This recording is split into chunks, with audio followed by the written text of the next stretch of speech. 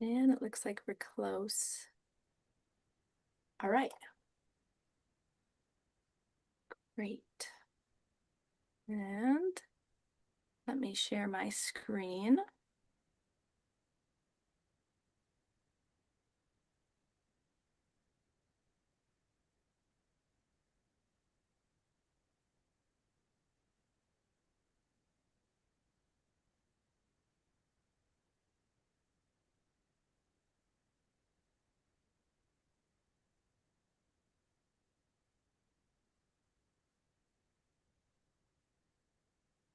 All right. I think you should all see my screen now. And I'll rearrange a couple of windows. All right. Happy New Year, everyone. And thank you for joining today's Statistical Methods Seminar. My name is Jody Peters. I'm the Community Manager for the Ecological Forecasting Initiative, which we also call EFI. I'm joining you from the traditional and current homelands of the Pokagon Potawatomi in northern Indiana in the U.S. And I want to say welcome back to those that have come to previous seminars, and welcome to anyone who's attending the series for the first time. I'm joined by the co-host of the seminar series. We've got the ESA Statistical Ecology section co-chairs. We've got Tong Chu, Jeff Dozer, and Grace DiRenzo. And we're really excited to have Dr. Michael Dumelle come and present today on the building spatial statistical models in R using the spmodel R package. Michael's presentation material is available on the GitHub repository linked on the screen, and I'll put that in the Zoom chat after I go through a couple more slides. And so I'm going to start with a short overview of EFI and logistics for today. Then I'll turn it over to Tong, who's going to share about the ESA Stats section and introduce Michael, and then we'll get rolling. So the Ecological Forecasting Initiative is an international grassroots group, and our goal is to build and support an interdisciplinary community of practice around iterative, excuse me, near-term ecological forecasts. So you can see in the figure, ecological forecasts are predictions with their associated uncertainty, and these predictions can be made about an out-of-sample state of a system. So this could be a future time, a prediction about a different place in space, or a prediction about a different context. So an example could be like a different taxonomic or functional grouping. And the predictions are made by combining models and data, and they take place in this continual learning loop. And you can see that in the figure on the right. And then the forecasts that are created are used to develop new statistical or cyber infrastructure methods. They're used to expand our understanding of a system. Forecasts are used to help us understand general ecological theory and to make management decisions. If you're interested in ecological forecasting or in EFI, we invite you to explore and use the resources and activities we have available. If you go to our website at ecoforecast.org, you can find a list of ways to get involved in the About section. You can also sign up, become a member, or you can sign up to join our listserv or sign up to do both. So we have newsletters that go out to the email listserv, and those go out every 4 to 6 weeks with high-level announcements, and our next newsletter will go out early next week. And then the majority of our activities in EFI take place within our working groups and in our international chapters, and these are open to anyone that's interested in participating. And the resources that are collectively created are shared through our website or YouTube or GitHub, depending on what kind of resource they are. We have a Slack group, and this is where more of our day-to-day conversations take place. We also have a Zotero bibliography, and this includes just general ecological forecasting papers that get shared on Slack, as well as papers that are flagged that were produced specifically through EFI activities. I did want to put in a quick plug for our next in-person event. We're really excited to have our EFI 2026 conference. It's going to be in Toronto next August, and we'd love to have anyone join us. The conference is open to individuals from any discipline interested in ecological forecasting, and we're going to have keynotes and oral and poster presentations. We'll have workshops where individuals will be sharing tutorials and topical training materials. And then we're going to have working groups, and the working groups will take place on the first day of the conference on August 4. And those will be focused specifically on projects. And those also are open to anyone that are interested. And we'll also have some social activities and some networking, and we'll be able to get to see some of Toronto. So do think about coming in and joining us. We'd love to have you join us. Abstracts and travel scholarships are open through April 15. And then if you've got ideas for working group or workshops, those are due next week on January 23. So a quick note about our shared values. We value ecological forecasts that support the well-being of society and forecasts that help make decisions, and those that also advance basic research. We think that quantifying and communicating uncertainty with forecasts is very important. And we value open science and support training and collaboration in an environment that's safe, inclusive, and respectful. So we just ask that you share these shared values in today's talk as well. Logistics for today. We're going to, well, I guess not specifically for today, because the first point is for next week. We're going to have the recording from today's talk with reviewed closed captions that we're going to make available by next Tuesday, January 20. And then for today specifically, we're going to use the Zoom chat for logistical help. So Grace, Jeff, Tong, Michael, and I, if we've got things that we need to share, we'll do that through the Zoom chat. If you've got questions for Michael during his presentation, we ask that you submit those using Poll Everywhere, and Tong will moderate the Q&A at the end of the seminar. So to get to Poll Everywhere, just go to the link that's on the screen. You can just type in your browser pollev.com/EFI2026. I'll also put that link in the Zoom chat right after this. But yeah, go to Poll Everywhere to submit and upvote your questions for Michael. And with that, I'm going to pass it to Tong to introduce Michael. Yes, thanks, Jody. So happy New Year, everyone. So first, I'm going to talk a little bit about the statistical ecology section. So it is one of the many sections within the Ecological Society of America, so ESA. So our mission is to encourage research in stats applied to ecological problems, and also to sponsor forums for presentations of advances in statistical ecology, like this one, and also to facilitate communications between stats and ecology. So if this is a mission that resonates with you, please consider joining the section. So our current officers are myself from Duke University, Jeff Dozer from NC State, and Grace DiRenzo from USGS, Massachusetts Cooperative Fish and Wildlife Research Units. So our today's speaker is Dr. Michael Dumelle. So he's the lead statistician for the U.S. EPA's National Aquatic Resource Surveys, so which is a national monitoring program designed to characterize the physical, chemical, and biological conditions of aquatic ecosystem in the U.S. So Dr. Dumelle's research interests are in spatial statistics, so missing data, spatial survey design, and software development. So he's a maintainer of the R package spmodel, so which he's gonna talk about that today, for building spatial statistical models, as well as SSN2 for building spatial statistical models, specifically for stream networks, and SP survey for spatial balanced random sampling. So without further ado, Michael, please take away the presentation. Can share your screen. Great. Yeah, I will share my screen. Thanks so much for the introduction, Tom.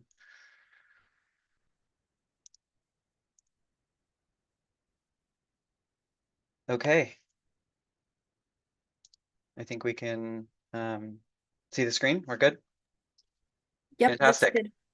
All right. So let's get started. So as Tong mentioned today, I'll be talking to you about building spatial statistical models in R using spmodel.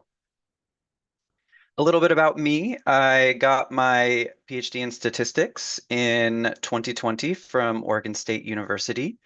My research interests primarily are in spatial statistics, applications to ecology, and software development. I maintain a few packages on CRAN, spmodel, SSN2, and SP Survey, and I'm the lead statistician for US EPA's National Aquatic Resource Surveys program. So what are the National Aquatic Resource Surveys, or the NARS? They're a collaboration between EPA as well as states and tribes to assess the quality of our nation's aquatic resources. using what we call a statistical survey design or probability sampling. We sample all of our aquatic resources in the US, so this includes surveys for lakes, rivers and streams, our wetlands, our coastal waters, as well as the Great Lakes. Sampling takes place for these on 5-year cycles, usually during the summer. And so I have a link here in the slides, which you can check out if you want some more information and a reference for some history. A quick tentative roadmap for the talk today. I'll quickly talk about some big picture ideas about why spatial models, specifically for spatial data, are worth learning about. And then we'll dive into a little bit of technical background that will motivate our main discussions about what is spatial covariance and then what are spatial linear models. And then if there's time, we'll also talk about some applications to large data sets as well as spatial generalized linear models too. So some fun stuff. Michael, can I interrupt you for just a moment? Yeah, please. Jeff can see your slides, but Grace and I cannot. Uh-oh. Could you try Yeah. sharing them one more time? Yes, I will. Oops, wrong screen.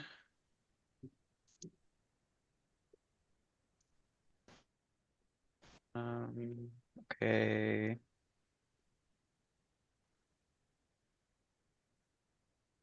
Okay. Okay. I am Hopefully seeing that a works. Can big everyone see? picture. How about? Yes. Okay, good. Sorry to interrupt. No, no, thanks for the interruption. Okay, we're all good? Amazing. All right, great.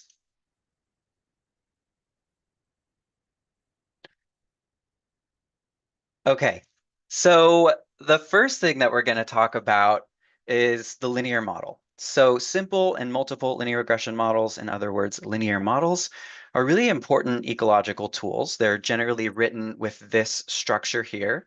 We have y, which is our response variable, sometimes called the dependent or the outcome variable. We have these x's, which are explanatory variables, sometimes called covariates, predictors, independent variables, and so on. These things are typically what we're interested in associating with our response variable y. And then we have betas, which are our fixed effect parameters. These are things like our intercept and our slope. These are the things that we're estimating in this model, and epsilon is random error. Linear models are really powerful and flexible. There's lots of different applications of linear models that don't really seem like linear models at first, but under the hood, they actually are. So some examples of linear models: splines, analysis of variance, or ANOVA, penalized regression, things like ridge and lasso, linear mixed effects models, and lots of many other complex techniques are really linear models under the hood. So the nuances of their utility are often misunderstood, and there are certain situations where I notice people think they can't use a linear model, but actually a linear model is a really good tool to solve their problem. So I think one of the reasons for this is that assumptions in a linear model are actually made directly on the errors, not the response. So we would think about our errors being Gaussian as one particular assumption, not necessarily the response. It would be the response given the explanatory variable. So just a little bit of nuance. All I want to say here is that linear models are really powerful and applicable in a wide variety of scenarios. They are fit in R using the LM function. There are two main arguments to LM. The first is the formula that describes the relationship between our response variable and our explanatory variables. The second is the data frame that holds these variables.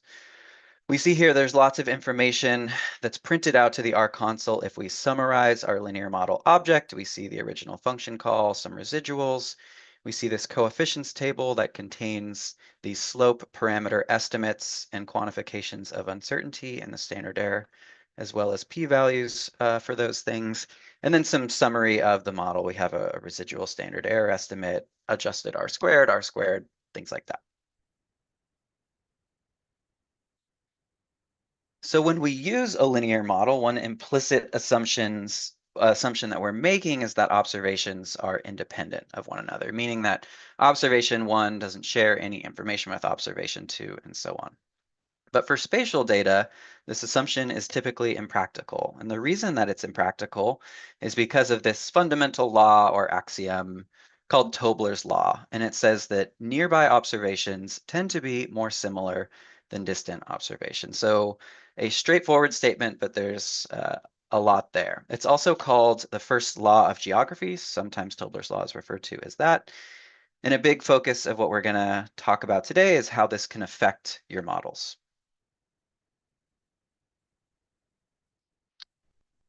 So I'm going to show rather than tell here in the first part of this big picture. So what I'm going to do is actually simulate some data from what we call a spatial linear model. We'll talk a lot more about the structure of this, but for now, notice that there's components in here that we recognize from the linear model, but there's this additional component here called tau. This is spatial random error, and what makes this linear model a spatial linear model. As also the variables that we have here, y, x1, and x2, are recorded at locations with xy coordinates. So we'll make that assumption for this model here. Because this is a simulation study, I get to manipulate truth, so to speak. So I'm going to simulate data according to this fact that I'm setting the beta 1 parameter equal to 0. So it actually has no true relationship to the response variable that we're simulating. And then I'm going to set beta 2 equal to 1. So beta 2 actually does have an influence on the response variable. So our goal here, we're going to simulate a random set of data, and we want to use the data to build models and use them to estimate beta 1 and beta 2. We're going to build two different models, a non-spatial model that assumes independence, and then a spatial model that accounts for spatial covariance. Sometimes you'll see the word non-spatial model be interchangeable with independence model in spatial statistics. So just know that those two things, for at least for the purposes of what we're talking about now, are synonymous.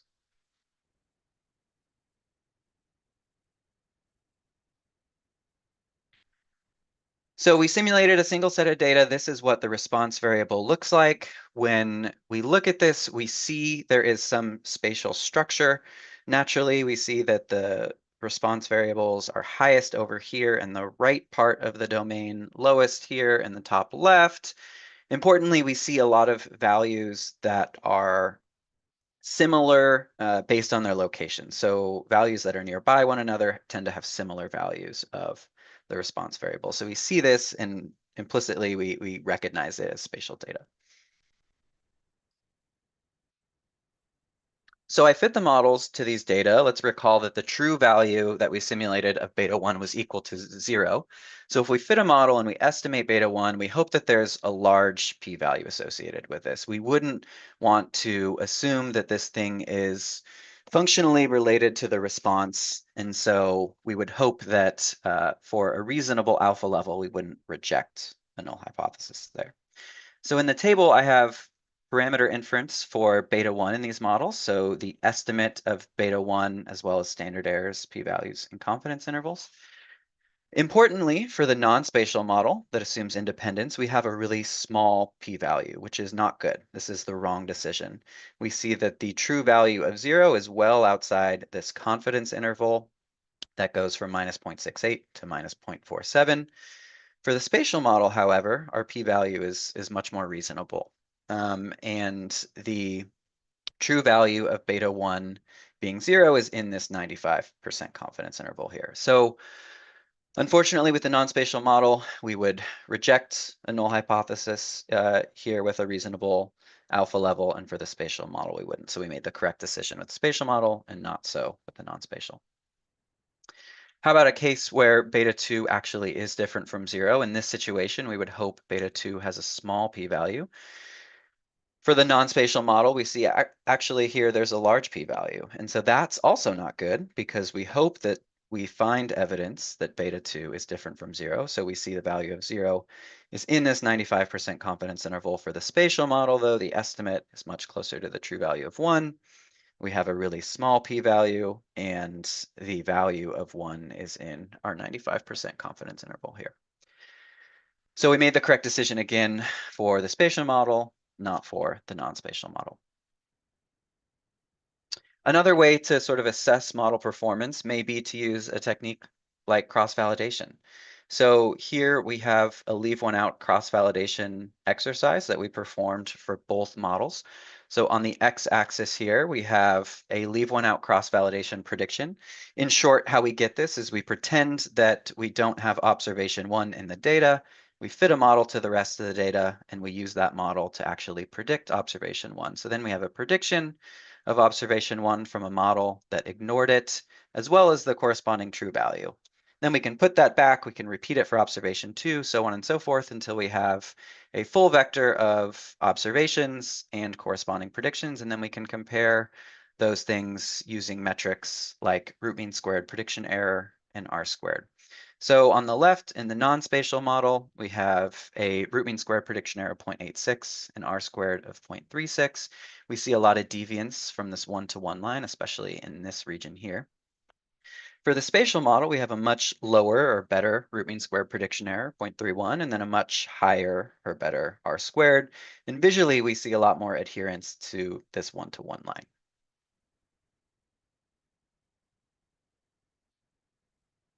So I know that I just showed you a single simulated data set, but these types of results that we see happen all the time and are reinforced throughout decades of literature. So fundamentally, fitting non-spatial linear models to spatial data can lead to a few negative consequences. First, increased type 1 error rate for beta or false positives, so rejecting when there is actually no signal. This was the first example with beta 1. As well as increased type 2 error rates for beta, a false negative. This would be the second example. Synonymously, you could say decreased power would be the same thing. Importantly, also, this potential incoherence in our true correct decisions for beta can lead to a flawed understanding of the ecological system, consequently poor management decisions that result from that. So we want to learn a little bit more about how spatial linear models fitting these to spatial data can help remedy these concerns. And so the next thing we're going to talk about is why some of this actually happens from an intuition perspective. And the reason for this is that spatial data share information. If I have information about one observation, I probably know something about a nearby location. And this implies a form of pseudo-replication. So what pseudo-replication is it just means that you have less independent pieces of information in your data than your sample size. If you had truly independent data, you would have basically as much independent information as you had out of that data set. But when pseudo-replication occurs, you don't. Spatial models work well because they account for this pseudo-replication far more appropriately than non-spatial models. And spatial statistics as a discipline relies on studying this type of pseudo-replication and how it impacts analyses of spatial data. So we're focusing on linear and generalized linear models today and how pseudo-replication affects those. But pseudo-replication affects everything. It affects all types of other models, like machine learning models. It affects visualizations of data, summary statistics.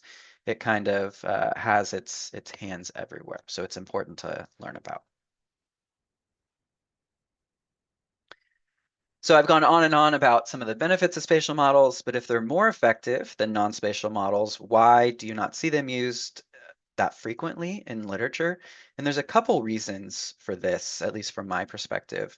The first is technical challenges. So spatial statistics is a relatively new discipline in the context of statistics, and there's a lot of theory that goes into some of these models. The second is computational challenges. So directly implementing a spatial linear model that we'll talk about today, it really struggles for sample sizes that get much above 3,000.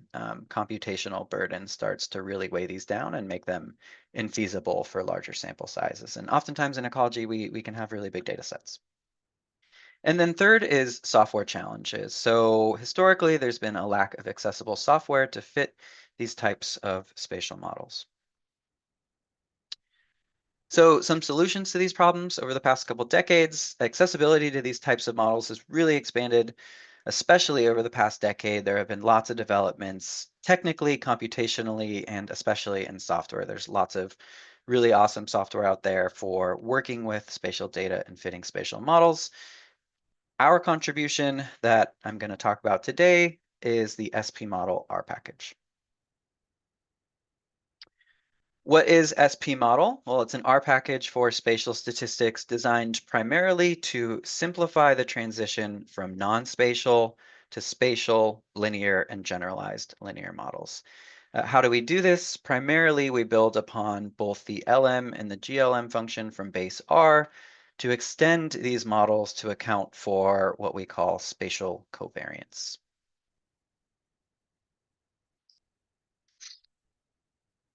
spmodel has been used in the past 2 years for lots of different applications. I've just included a few examples of recent uses in the ways that it's been used. It's been used in some forestry applications to study presence-absence data, fish biodiversity, trends in streams, eco-resilience indices, modeling total atmospheric nitrogen, air temperature modeling, flower color variation modeling, so on and so forth. And then also it's been used as a supplement to a statistics textbook on spatial linear models for ecological and environmental data by Dale Zimmerman and Jay Verhoof that came out in 2024. Okay, with that, we're going to jump into some technical background, and we will use that to build up and talk more about spatial covariance and spatial linear models.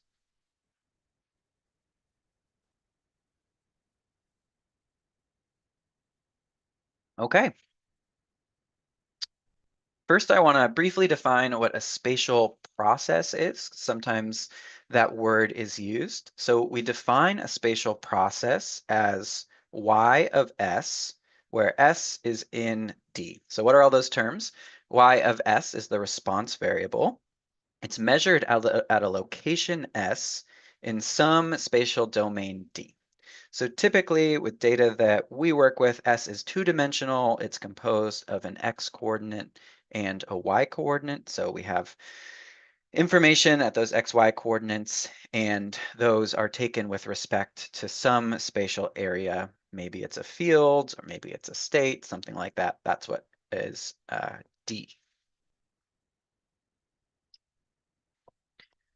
So we can use the spatial process framework to describe a few different types of spatial data. The first is what we call geostatistical or point reference data.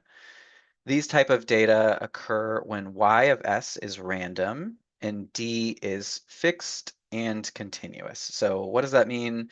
Y of s being random, that's our response variable. Say we're measuring sulfate deposition at locations in some field. So the field would be our domain D, and then we know the locations at which we are going to be measuring sulfate, but theoretically we could measure it anywhere in the field. So we could pick any of the potentially infinite XY locations and measure sulfate there. So at least in my experience, most ecological field data is geostatistical. This is the standard type of spatial data you collect while you're field sampling or doing observational studies. You go out into the field to a site, you collect a bunch of data at that site, and that falls under this geostatistical framework. The second type of spatial data is aerial, sometimes called lattice or polygon data. With aerial data, y of s is also random, d is also fixed, but now d is discrete. So our response variable y of s could be total income for each county in a state. So d is our domain state, but now there's only a discrete number of possible locations. So in this example, there's a discrete number of counties in the state. And so because there are a discrete number of counties, this would be considered aerial data. The third type of spatial data is a little bit different. This is point pattern data. And with point pattern data, D, the spatial domain, is actually what's random and of interest. So where things occur is the primary process that we're studying. So for example, this could be the location of main shock earthquakes. Do they occur together? Do they not? That would be an example of point pattern data. So a clarification, spmodel provides tools for both geostatistical and aerial data, not point pattern data. So this covers the scenarios where we're measuring a variable y of s and d is fixed. Because these types of data are different, we can think about distance differently in both of them. So how do we measure distance? This is a fundamental theme that we'll revisit. With geostatistical data, we measure distance by Euclidean distance. This will be the primary focus of the talk today. We measure aerial distance with a neighborhood structure. So going back to the county example, we may know that counties are neighbors if they share a border, but it may not make sense to use Euclidean or straight line distance for a neighborhood structure. And so that's kind of one of the main differences in the way we handle those types of distances. But fortunately, the tools that we have for modeling are applicable to both these types of data, and they're both unified via the spatial and generalized linear model.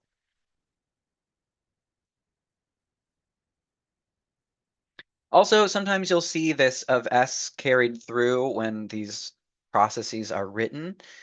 And that's just to remind you that these things are measured at a particular location. Just for notational simplicity, we're going to drop this of S. We'll assume it implicitly. So we're going to, write this spatial process notation of S. We're going to drop it. But just know that these things are generally measured with respect to a specific location. So before we talk about spatial covariance, what is covariance? Broadly, it's a measure of how similar two random variables are. The correlation between two random variables is just a scaled unitless version of the covariance, so you'll often see these terms used interchangeably. These two variables have a positive covariance, so as x increases, typically y increases as well. In this example, they have a negative covariance. As x increases, y tends to decrease. And then in this third example, these two random variables have no covariance. So there's no relationship that we can glean from y by knowing something about x.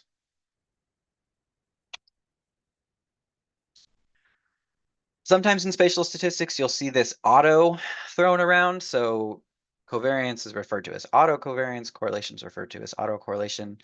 Technically, auto, in other words, serial means with itself. So you'll see autocorrelation used in time series, for example, where we're thinking about correlation with between different days. So the same series that we're measuring on different days.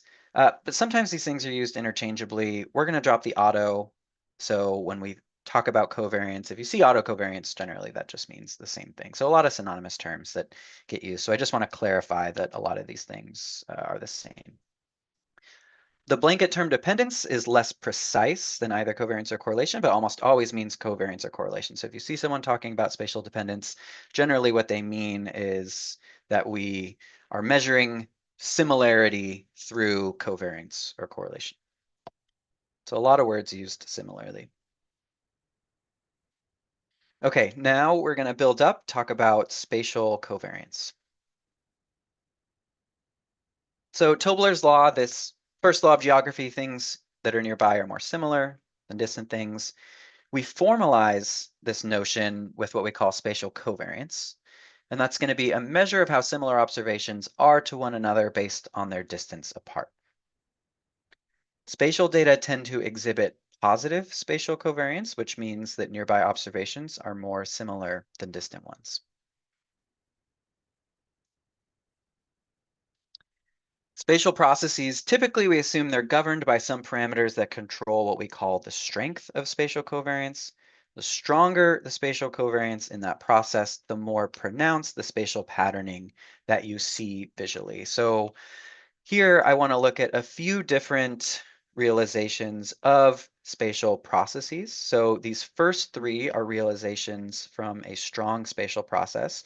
We see nearby values are quite similar. If we look at another realization, we'll have different values, but you should still see that strong spatial pattern. Now the values that are larger are in the bottom left here, but we still see visually that spatial structure. If we look at another pattern, we see that again. Now we're going to simulate data from a weak spatial process, and you'll notice here that a lot of that previous structure is gone. We see a lot of values that are large, nearby some smaller values.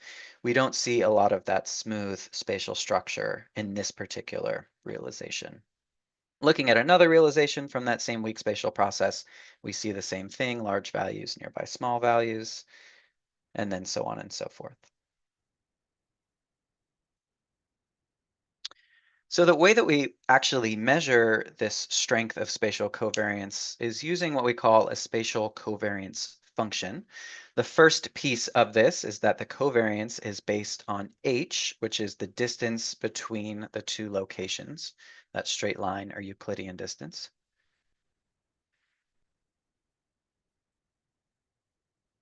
The next piece of this spatial covariance is this first component. So there's really two parts of what we call the spatial covariance. The first is the spatial piece.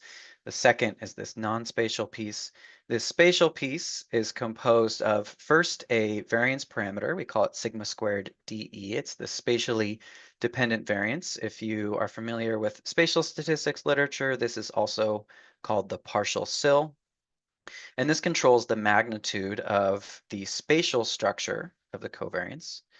And then its shape is controlled by this f function. So f is a function of h and phi. H is the distance here, and then the range parameter is phi.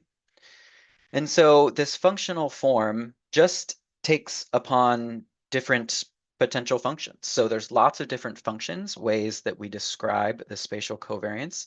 There's a lot of history into developing these things. They need to work in every scenario or be positive definite. But a lot of them have relatively simple forms out on the other side of that. So for example, the first one is the exponential function, which just raises this minus distance divided by the range parameter to e. The Gaussian does the same thing, but squares it. Spherical does some other stuff. The second piece of the spatial covariance function is actually non-spatial variability. So this is independent variance controlled by the sigma squared IE parameter. In spatial statistics, this is often called the nugget. So really what the nugget captures is resampling variability. So if I went out to my field and I sampled again tomorrow, I probably wouldn't observe the exact same value. And so there's a little bit of extra variability that is non-spatial in nature, but still should be accounted for. So the total variance then of this spatial covariance function is the sum of sigma squared DE and IE. These things control the magnitude of those different spatial and non-spatial pieces. Sometimes nomenclature differs when we're talking about these things. I realize it's a little bit confusing to talk about a spatial covariance function being composed of a spatial piece and a non-spatial piece. Sometimes people just talk about the spatial piece being this, and then talk about the independent piece separately. So you can kind of get those two different things. So just be aware that potentially nomenclature differs depending on which resource you're looking at. So the important takeaway of the spatial covariance functions is that they all have different shapes governed by their functional form and their parameter values to describe spatial covariance as a function of distance. So these are just different parameter and functional form combinations. We see that all of them decrease in their spatial covariance on the y-axis as the x-axis distance increases. So this means as things get farther apart from one another, they have less spatial covariance. That matches intuition. They can decay at different rates. So we have some that start at higher values of the spatial covariance and then decay to zero quickly. We have some that are more smooth, so on and so forth. So again, just the important takeaway is that there are different ways to describe this spatial covariance using different functional forms that contain parameters that we can actually estimate from our data. So takeaways from this spatial covariance section. First, spatial data tend to be more similar at nearby locations. This is Tobler's law. We measure spatial covariance using a spatial covariance function that depends on distance, variance parameters, and what we call a range parameter. And then we saw in the big picture motivation, spatial linear models are more realistic and effective for spatial data than non-spatial linear models.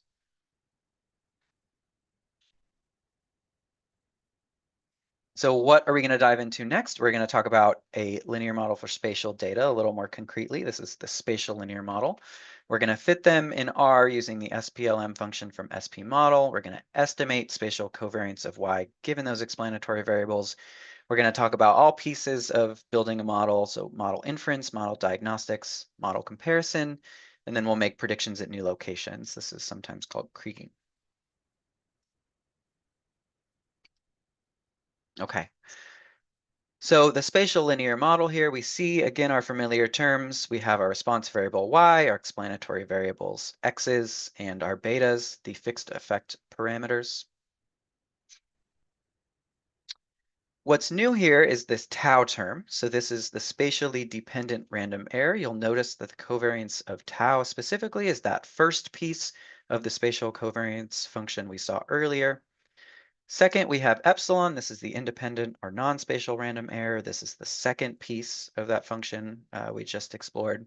So everything that we've learned about spatial covariance translates to estimation of the parameters that govern these random errors, tau and epsilon. So our modeling actually of spatial covariance is on the tau and the epsilon terms and the parameters that compose that function.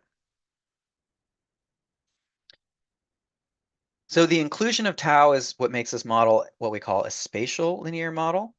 Whether or not a model is a spatial linear model, depending on the structure of each of its explanatory variables, is irrelevant. So for example, the spatial structure or lack thereof for an xi does not determine whether something's a spatial linear model. So xi could be temperature or precipitation, which often are highly spatially structured themselves. The following model is a non-spatial linear model because it doesn't have that tau spatial random error that implies spatial covariance in Y.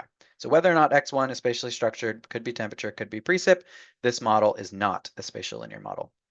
The second model, however, is a spatial linear model because of the inclusion of this tau term. How are parameters estimated of these models? There are lots of different options available in spmodel through the est method argument. Restricted maximum likelihood, or REML, is the default. Maximum likelihood is also available. These first two are likelihood-based methods. They assume a Gaussian likelihood for the distribution of the response variable given the explanatory variables, and then we find the parameters that maximize those likelihoods. The second two, Cressy's semivariogram-based weighted least squares and Guerrero and Lele's semivariogram-based composite likelihood.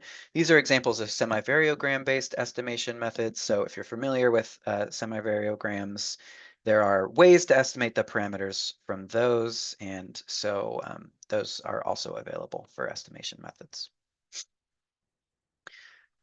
The important point, though, is that explanatory variables are accounted for while estimating the spatial covariance parameters of those random errors and vice versa. All of these things are sort of accounted for simultaneously.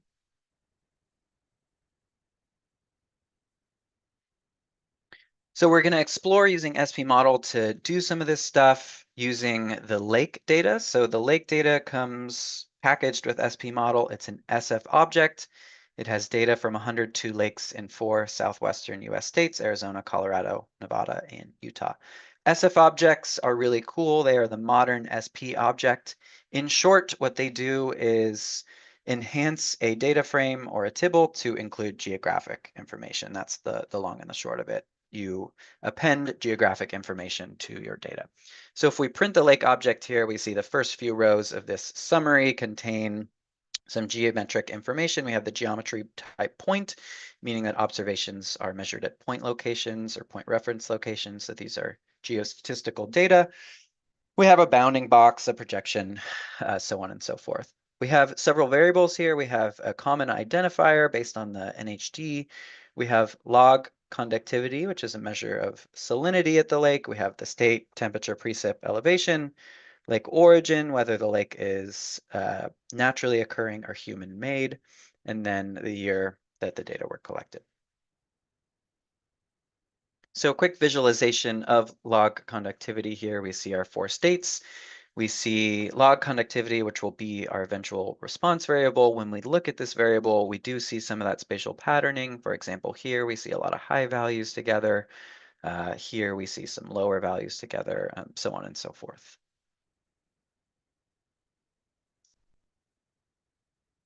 So our goal is to fit a spatial linear model to study the impact of elevation and lake origin on log conductivity while accounting for spatial covariance. So this is just an illustrative example, and suppose this was the particular research question that I'm interested in.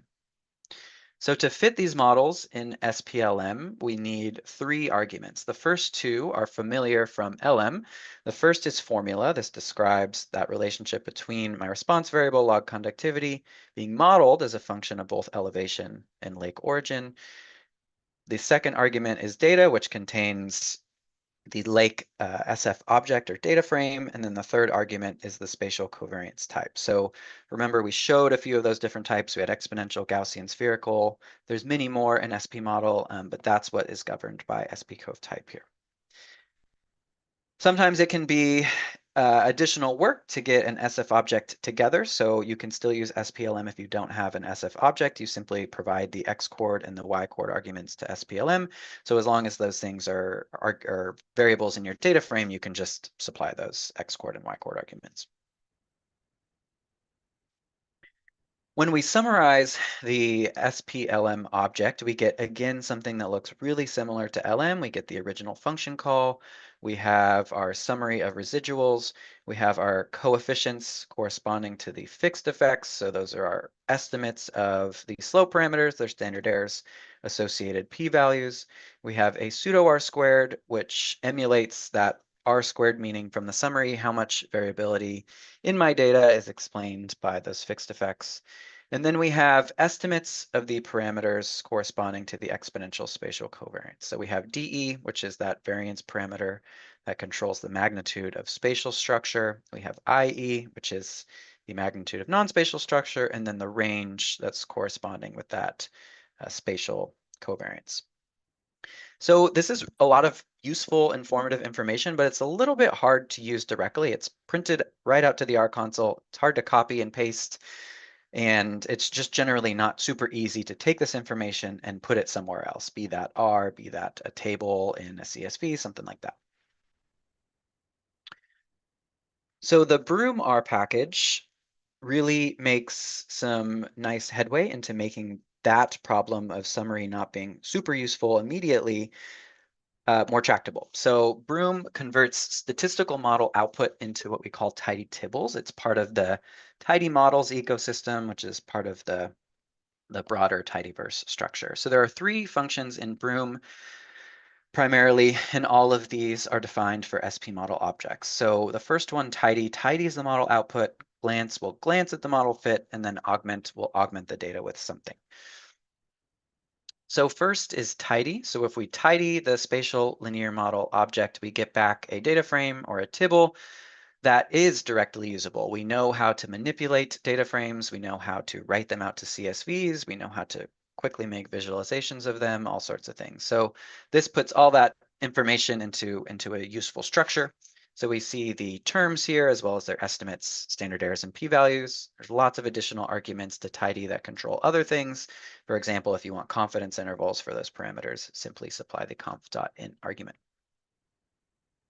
The second Broom function, glance, will quickly glance at the model fit. So glances are always 1-row summaries of the model fit. We see here from left to right returns the sample size, the number of estimated explanatory variables, the number of estimated spatial covariance parameters, likelihood-based statistics like AIC, AICC, BIC, and we also see the pseudo R-squared here as well. The third one is augment, which is my personal favorite. Augment will augment the data used to fit the model with model diagnostics. So we see here that it returns an SF object because the original data was an SF object. We see the data used to fit the model. We have log cond, elevation, and origin, and then we have these 5 additional columns that are added. So what are these additional columns that are added by augment? The first is dot fitted. These are the fitted values. And these are sort of the average values according to the slope parameters in the model. We have our residuals. These are those errors. We have hat values, which we call leverage values. These measure how unusual a particular set of explanatory variables are relative to average behavior. We have Cook's D, which is Cook's distance, a measure of influence, tells you how influential a single observation is on a particular model fit. We don't want one observation having a extremely high Cook's distance, for example, because results would change a lot if that particular value was taken out. And then finally, we have std.resid. These are standardized residuals. The reason that these are useful is because they have been decorrelated and have a variance of 1.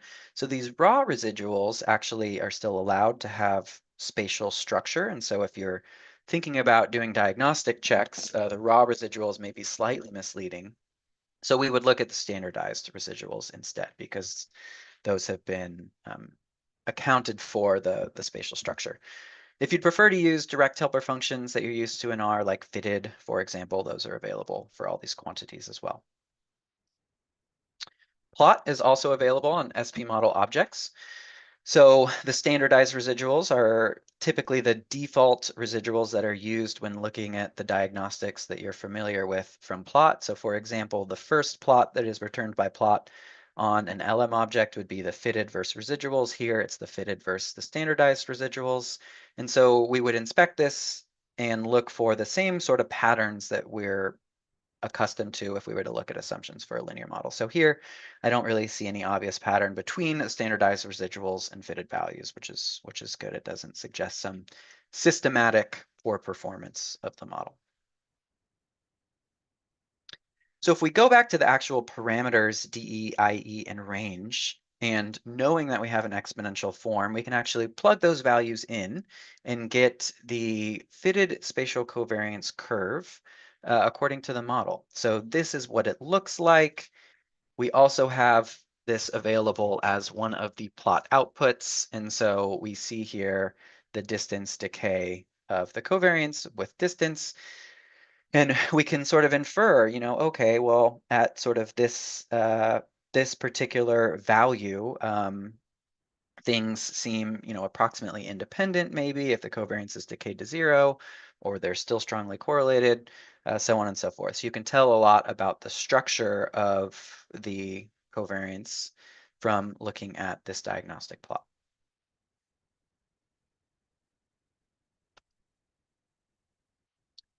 Next is spatial prediction or kriging. So often a primary goal is to predict the spatial process at new locations. Usually this is one of two primary goals. The first is to understand the ecological variables that are related to my response, and the second is to predict at new locations or forecast. So kriging, best linear unbiased prediction, spatial prediction, forecasting, prediction, these are all synonymous words for this task. Importantly, explanatory variables that went into the model must also be in the prediction data. This includes coordinates. So my goal here is to predict log conductivity at 10 lakes and Lake Preds. Lake Preds is another SF object that comes with spmodel. It has data for everything but log conductivity, which is the response variable, the thing that we're interested in predicting. Here are the locations of those lakes and lake preds represented by the large black triangles. These are the locations that we want to make predictions at.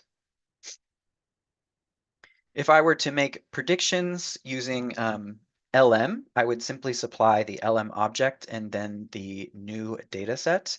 And for spmodel, it works the same way. So I provide the model object spmod, my new data set lake preds, and then I get predictions of log conductivity at those 10 locations in lake preds.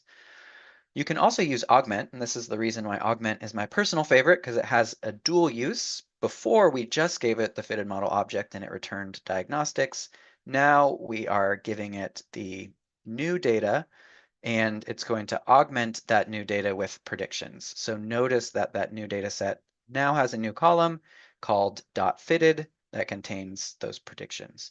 And the really cool thing about using SF objects, especially with augmenting prediction data, is that it makes for really quick spatial visualizations. You already have the SF structure. There's Geom SF, which works really nicely with ggplot, though SF also has some plotting functionality as well. And so combining augment and SF object just helps us quickly visualize these predictions spatially. So when I look at these, I see that the color of the triangle sort of matches the color of nearby locations. And so this sort of passes the eye test, so to speak.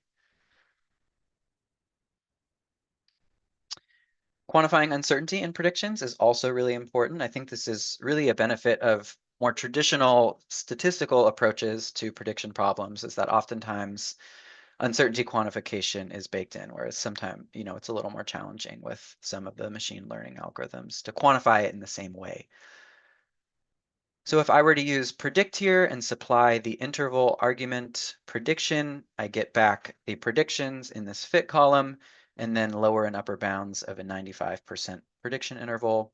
I can also supply those additional arguments to augment. So if I return, or if I give it the interval argument, then the lower and upper columns are augmented to the prediction data as well.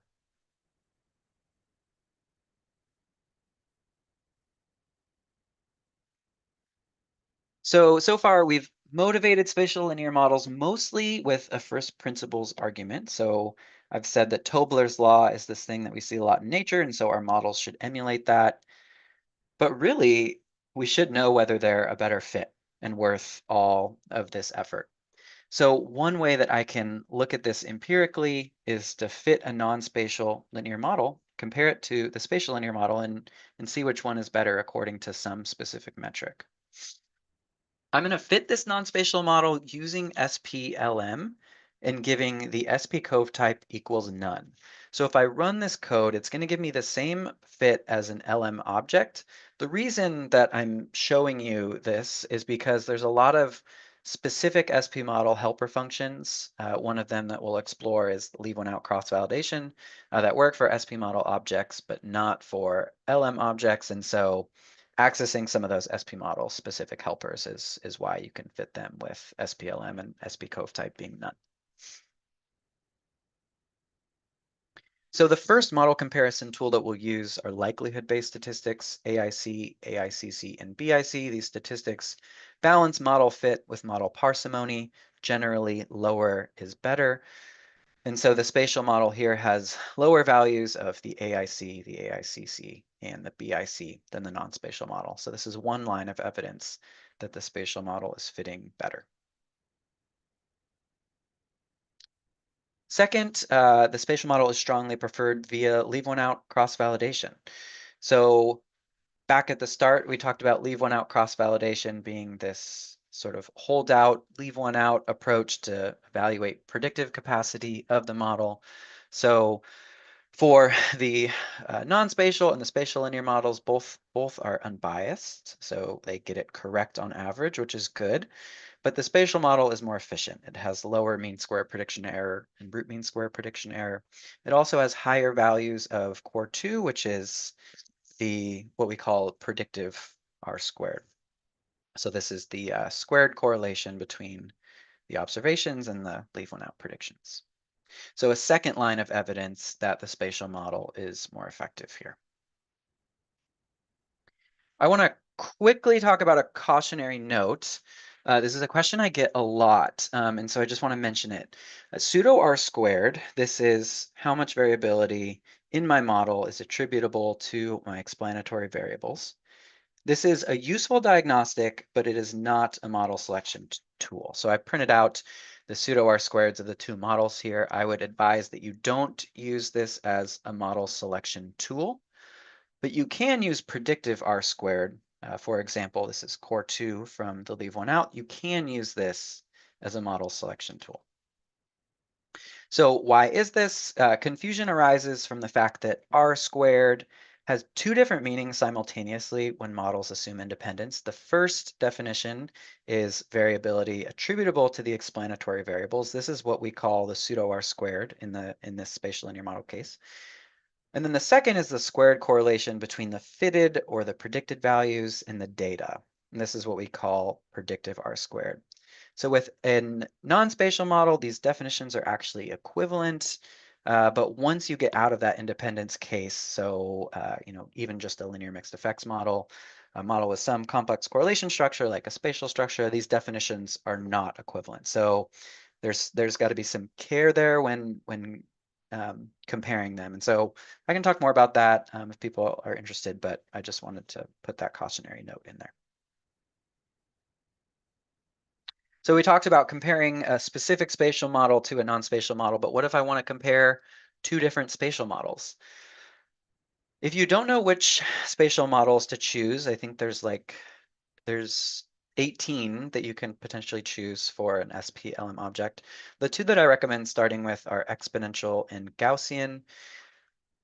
If you are calling SPLM, you can actually give a vector to SP-cove type, and so this way you don't have to have several different SPLM calls. You can just give it a vector, and it will return a list with all of the different model fits in those. I can fit that and quickly glance at all of the models by running the glances function, and that will return in order of AICC, by default at least, the model having the lowest value. So here we see the Gaussian has the lowest AICC. It has a very similar value to exponential up to like the third decimal point, I think. But there is a big difference between the non-spatial model.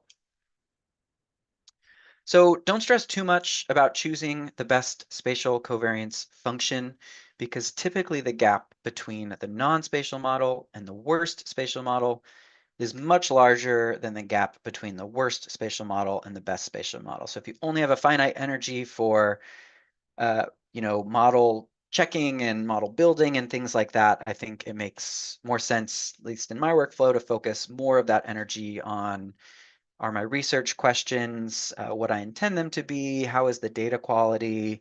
Have I omitted any potentially important explanatory variables in the model? Things like that. Quickly going back a slide, the reason that I recommend people start with exponential and Gaussian is because they're relatively well behaved, and they also have fairly different origin behaviors, or behaviors at really small distances. And there's been a lot of work in spatial statistics literature, notably by Michael Stein, that talk about how that's really the most important stuff to get right. So because they're quite different near that origin, these are kind of the two that I recommend people start with. Okay, so takeaways. Spatial linear models extend linear models to account for what we call spatial covariance. We fit these using the SPLM function and SP model. The Broom functions are particularly helpful for understanding more about our model, tidy, glance, and augment. And then there are all sorts of tools for model inference, diagnostics, prediction, and comparison in SP model. What's coming next? I'll give you a quick overview of some additional SP model features and end on some closing thoughts. And then if time, we'll talk about applications to large data sets and spatial GLMs, depending on questions and things like that. So some additional SP model features. There's lots of additional arguments to SPLM. We really just explored sort of the most introductory scenario. So one of those is anisotropy. So by default, we assume that spatial covariance decays the same in all directions. You may not want to make that assumption. You may want spatial covariance to decay differently in different directions. And so you could control that through the anisotropy argument. The random argument is for non-spatial random effects. So you would use the same syntax to specify these as you would with LME4 or NLME if you have a non-spatial thing to account for, like year, for example. Partition factor, this imposes some additional constraints on a spatial covariance function. Suppose that you had two fields that were far apart and you wanted to model spatial covariance within fields but not across fields. You would specify field as a partition factor there. You can set specific initial values or even hold values as fixed and known through spcove initial. You can change the estimation method, things like that. And there's even some additional arguments. There's lots of additional modeling tools that work on SP model objects. Maybe you want to do an analysis of variance with the ANOVA function. SP model fully supports working with the EM means R package for estimated marginal means of model objects. It supports things like VIF or variance inflation factors from CAR. Block kriging is Often something that is of interest to people too, if you want to predict the average or the total in a spatial region, you can supply the block argument to predict. Varicomp is a diagnostic that separates the different pieces of variability in your model according to the explanatory variables, the spatial structure, the non-spatial structure, things like that. For applications to large data sets, these are controlled via the local argument. Spatial generalized linear models are fit with SPGLM instead of GLM. Spatial linear and generalized linear models for aerial data are specified with the SP-AutoR and SPG-AutoR functions. These are sometimes called autoregressive models, so that's where the AutoR comes from. There's lots of exploratory tools for fitting empirical semivariograms and empirical autocorrelation functions, ESV and EACF. There's functions for simulating spatial data. These put the SP prefix on the sort of base R implementations, so SPR norm, SPR binom, for example. And then there's some spatial machine learning tools, SPLMRF, for example, for a spatial take on random forests. And then there's a lot more stuff coming that we have planned. So what's the pitch for SP model? What are some reasons to add it to your toolbox? Fundamentally, it's a really general tool that extends LM and GLM for spatial data. There's lots of additional features to capture different nuances of the research question that you're asking. It's integrated with the existing R ecosystem, so the base and stats R packages, as well as Broom, EM-means, and CAR, and it's also in active development. A different type of pitch that I make sometimes to people is if you get a question from a reviewer that says, did you study the impact of spatial covariance on your data? And now you can say yes. And the nice thing about fitting these spatial models is that sort of in the worst case, the non-spatial model is just a special case of the spatial model. So if you set that sigma squared DE to 0, you get back the non-spatial model. And so most of the time, spatial models will fit a lot better, but you can always, compare to that baseline of a non-spatial model. So that's a handy thing to keep in mind. What are some reasons to potentially prefer an alternative to SP model? Maybe you're doing a point process analysis. SpatStat is a good R package for that. Maybe you're doing a Bayesian application. SP model uses only frequentist application. So if you want to go Bayesian, SP Bayes, R-INLA are some examples of packages. Or maybe there's some other functionality critical to your workflow that SP model doesn't cover. So joint species distribution models, ordination, spatial stream networks, and mixture models. These are all types of things that are much better suited for other R packages.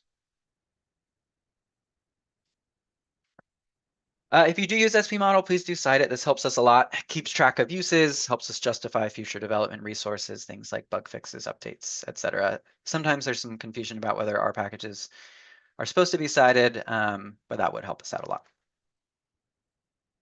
For the most up-to-date resources about SP model, check out our website. We have documentation for all of our functions in the reference tab.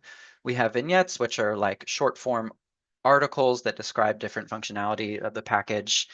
In the articles tab, there's ones for an introductory look at SP model, a detailed guide, generalized linear models, EM-means integration, block prediction, and technical details. And then there's some workshops that we've done that are linked in there as well. But what things are we excited about for the future? We just had a paper accepted at Journal of Statistical Software on spatial generalized linear models in R using SP model. That should come out in 2026 sometime. Myself and another colleague are working on an open source textbook, tentatively titled A Practical Introduction to Spatial Statistics in R, but it'll kind of be structured a lot like this talk and use SP model to motivate a lot of concepts. Currently, we expect that to come out in 2028, but it's quite tentative at this point. And then things like space-time models, conditional simulation, additional machine learning tools. These are all things that we have on the horizon for SP model. We are always interested in hearing from you. We want it to be as useful as possible. We've built it for you, and so please let us know what you want in it. And we want to make it as effective as possible. So I have my email here, where to go for bugs and suggestions. Users have suggested a lot of things recently: EM-means integration, different empirical semivariogram tools, auto covariance and correlation functions. These have all been things that users have asked for. And then I'm certainly open to potential seminars, workshops, and other collaborations as time permits, so don't hesitate to reach out and email me. A special thank you to the Statistical Ecology section of ESA and the officers. A special thanks to Jeff and Jody for all the correspondence. Thanks to ESA and then FE for hosting and for the invitation. A special shout out to my co-developers, Matt Hyam and Jay Verhoof, as well as EPA colleagues that helped me a lot with dry runs of this presentation, Darren Kopp, Ryan Hill, and Amanda Nalick. And then most importantly, thank you for attending today. I know everyone's busy.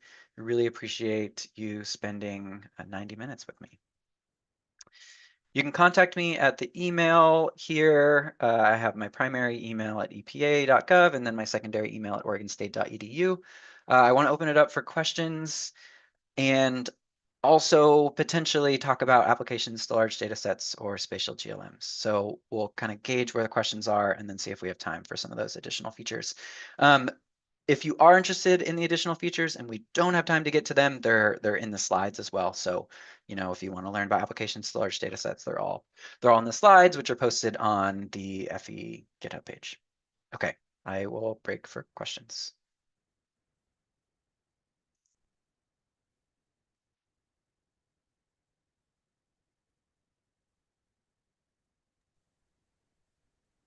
Thanks, Michael. We do have a number of questions. Tong, do you want to moderate?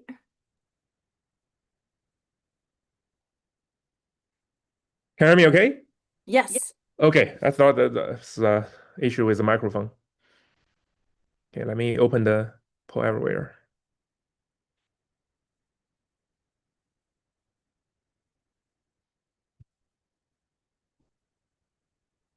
Okay, first question is, do you see SP model fitting into workflows where the downstream analysis is multivariate?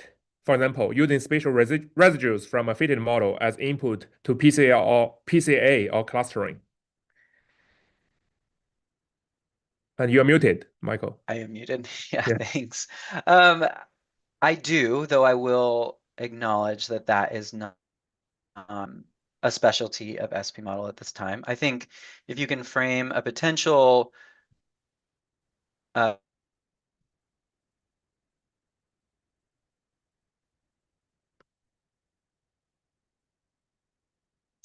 I back? You're back. Yes, you're back. Okay.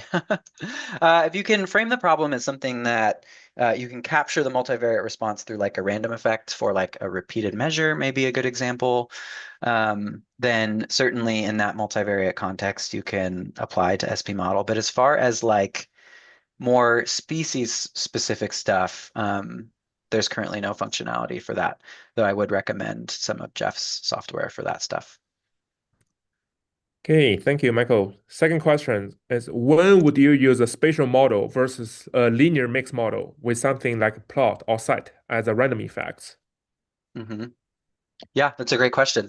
So I would typically use a spatial model in every scenario where I have spatial data. So oftentimes it's really hard to infer what the potential spatial process that you're actually studying is going to be because there are explanatory variables. And so remember that we're modeling the spatial structure after that. And so I don't think you lose anything by fitting a spatial model because again, in the worst case, it's just going to be that standard linear model. And so one of the nice things about a spatial model, insofar as it being different from like a linear mixed effects model that just had like a plot specific random effect, is that prediction at new locations is much more natural. So if you have a random effect for plot and then you want to generalize that to a different plot, that's really sort of very hard to do with existing software. But for a spatial model, you know, you just have the particular coordinates, and so prediction flows really nicely. And I think it also more naturally captures what we think about when we think about nearby plots being similar by modeling spatial covariance as a function of distance. Now, that being said, you can also, sometimes there's things, about a specific plot that still make it a good random effect. So there might be, local variability that you want to capture. And so a lot of ecologists that I work with here at EPA, they fit a spatial model, but then they also specify a non-spatial random effect with the random argument that helps mop up, any additional covariance that's left over that can be attributable to a plot-specific random effect.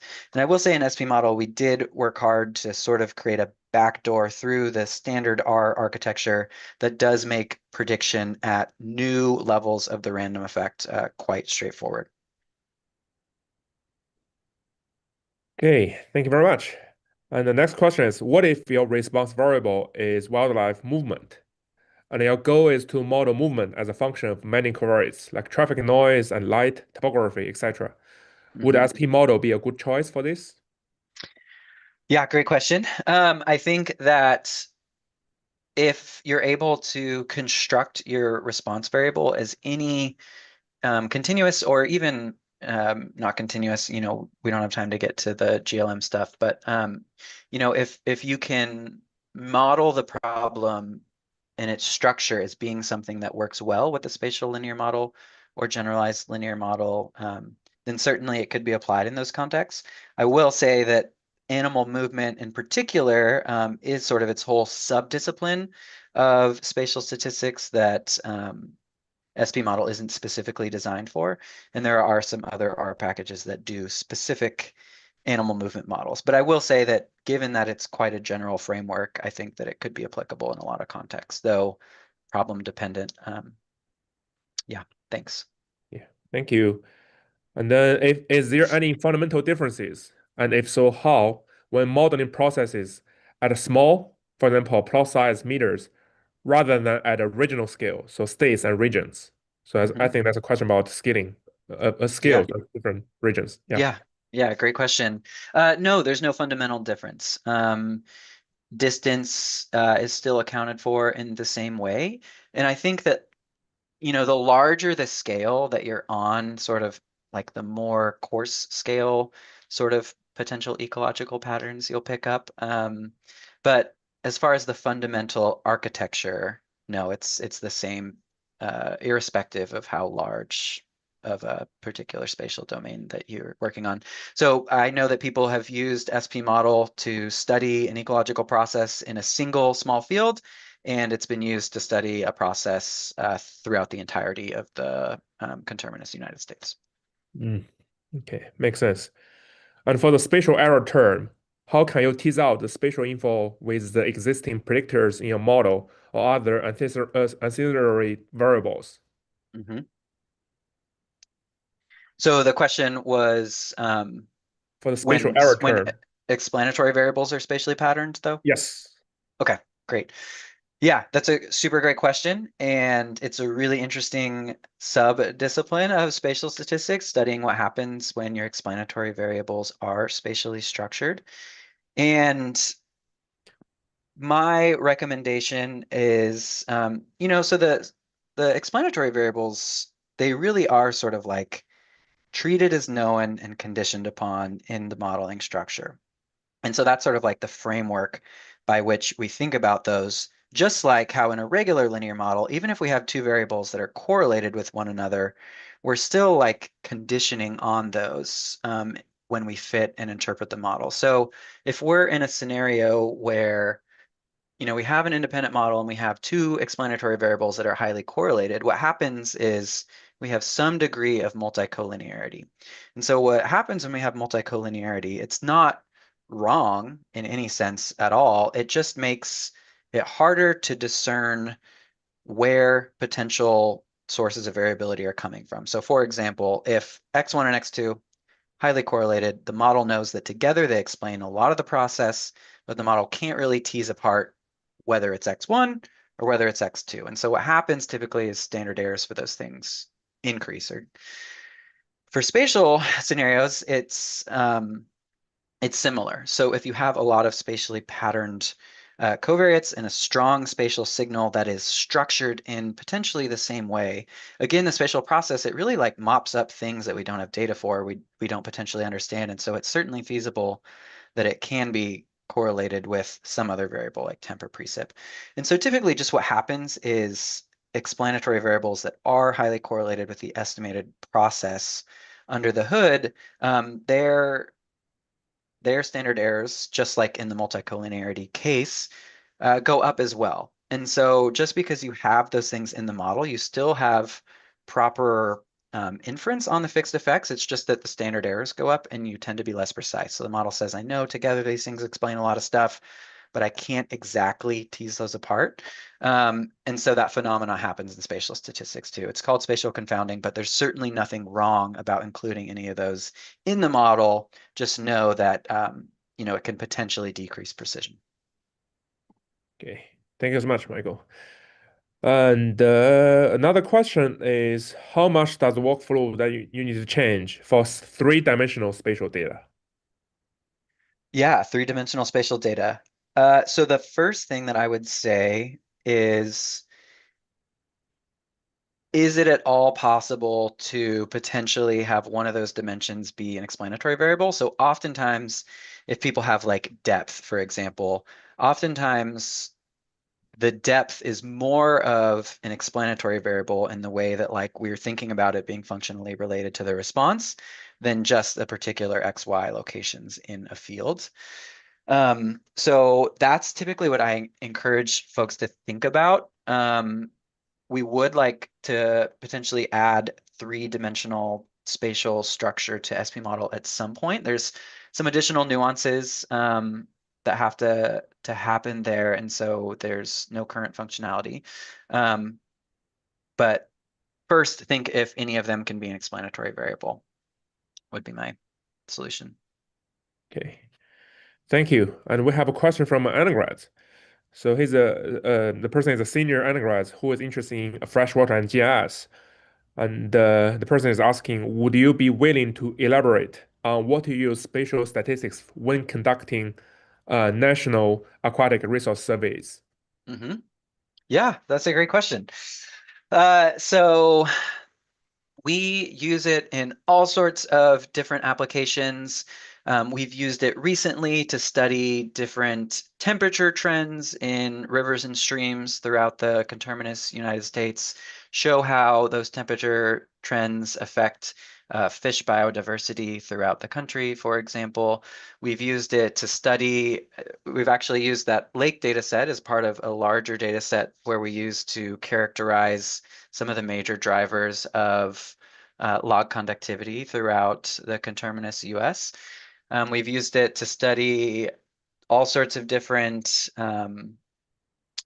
potential geologic freshwater richness and diversity. So we've used it in those different kind of contexts and several others. So I'm happy to, if that person wants to email me, I'd be happy to meet with you and talk about some of the different ways that we use the data as well. Okay, thank you so much, Michael. Last question. Would you recommend using this package in determining spatial clustering?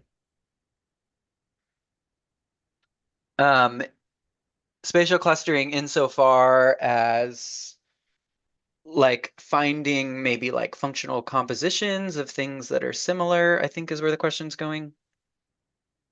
I think it's just to ask if you want to do spatial clustering, would you recommend using spmodel package? I guess that's based on the question. Yeah, I think in terms of like using clustering to find different groups of things, maybe from like a species composition perspective, we don't have any tools for that. I think that, again, if you can, one interesting application though is potentially maybe there's some specific spatial clustering algorithm that groups species into different subgroups, and then those could be potential explanatory variables in a regression model, similar to how, if you use PCA, you could potentially use those axes as either response or explanatory variables in some more general model. Okay, thank you. I think I missed one question. This is actually the last one, and it's a long question.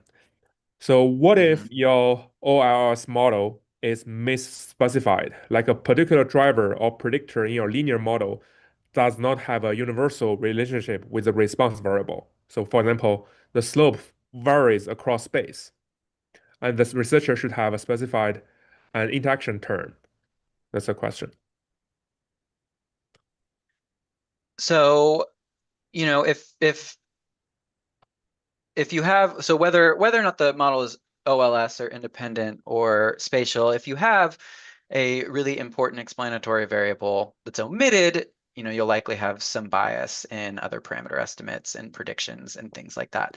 I will say that even in situations where that occurs, spatial models tend to do remarkably well at trying to mop up that additional variability, so to speak, by accounting for the spatial structure that's potentially implied by that missing explanatory variable. So certainly, you know, there are consequences of missing a major driver in your system, but the spatial model does tend to be a lot more flexible and robust at remedying a lot of the concerns that come with that. Okay, I think that's all the questions. There's one question about the slides. I think Judy, you can handle that Yeah, there's first. a big data question. I can talk super quickly about the big data stuff in like 2 minutes. That'd be great. Okay, awesome. I will zoom to big data, applications to large data sets. So what I'm doing here, and you can go through the code for some additional details, but I've generated a large data set. spmodel can do much larger than this. We'll talk about this, but just for illustrative purposes, 2,500 observations. Here's what the response variable looks like. Here's what the explanatory variable looks like. Here's the relationship between y versus x. There is a true slope of 1 in these simulated data. Main computational challenge for spatial data has to do with inverting a matrix or working with an inverse. Cubic computational complexity, meaning that if you double the sample size, it can take 8 times as long. That's bad. We have a solution to this problem. There are lots of really neat solutions. Ours is to split the large data set up into smaller data sets and pool the results. So there are 2 different ways that we can do this. The first is k-means clustering. So we actually do this on the coordinates. And so we have this large data set that may be infeasible. We break it up. Basically, there's a little more nuance, but we basically break it up into 4 smaller data sets, fit models to these 4 smaller data sets, pool the parameter estimates. Additional way you can determine data sets is by a random assignment. Typically, the k-means does a little better just because it has more observations that are really close to other observations. So the way that you specify the big data models, there's lots of additional things you can specify, but for now, all you should remember is that you can implement this model by specifying local equals true. So local is an argument to SPLM, set it equal to true. We have some default big data stuff. So here I've fit a model using the direct approach and the big data approach. You can see here that local equals true is specified. We see the big data approach is much faster. This performance gap really increases with the size of the observed data. We warn you, if your observed data are more than 5,000 rows and say this is going to take a while, you should think about switching. So lunch break computational times. The big data approach, I would say anywhere from 250,000 to 1 million for sort of your lunch break, depending on what variance estimator you use. You can learn more about that in the documentation. So on this example data, I fit using the direct method and the big data method. Notice that the estimates of the slope parameter are nearly identical, as are their standard errors using the standard implementation and the big data. Same for leave one out cross-validation metrics, nearly identical. So the big data model is fitting nearly identically in a fraction of the time. I'm going to skip the spatial covariance. There's some graphs there. For prediction, again, the same challenge is inverting a large matrix or working with that inverse. We have a solution called local neighborhood prediction, where we use only a subset of the observed data to inform the prediction. This is closely related to NNGP ideas. Again, local equals true will specify a bunch of defaults for you, like the way that we determine those neighborhoods. So just remember to set local equals true for prediction. And then we have predictions here using, again, the direct approach using the standard prediction versus the big data model combined with local neighborhood prediction. These have kind of similar computational times, but really this does change drastically as the sample size gets bigger. It's just that this was a bit smaller of a data set. And here are some lunch break computational times. For the big data stuff, about observed data about 100,000, and 100,000 prediction points is about on your lunch break, though there's parallel processing as well. I have the test data, which we want to make predictions. We have the predictions from the direct approach and the big data approach. They look very similar. Standard errors look very similar. Root mean squared prediction error is nearly identical up to the 4th decimal point. So recap, model fitting, we break it up into subsets, pool the results. All you need to do is provide local equals true for prediction. We use a subset of the observed data to inform each prediction. That subset of observed data changes based on where the prediction location is. Again, all you need to remember, local equals true.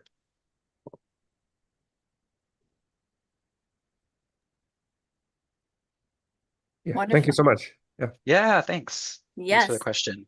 Thank you, Michael. And yeah, really appreciate everything that you've shared. And we'll make sure that the resources and the slides are available Yeah. for There was a everyone. quick question about the slides. The slides are .html. So there was a question about they didn't see them at the GitHub link. That may be because they're .html, so you have to download them and they're viewable in a browser. Perfect. All right. Thanks everyone for joining us. And yeah, really appreciate you starting off 2026 with the seminar series. And Yeah, thanks for inviting me. yeah. All right. Bye all. Thanks, everyone.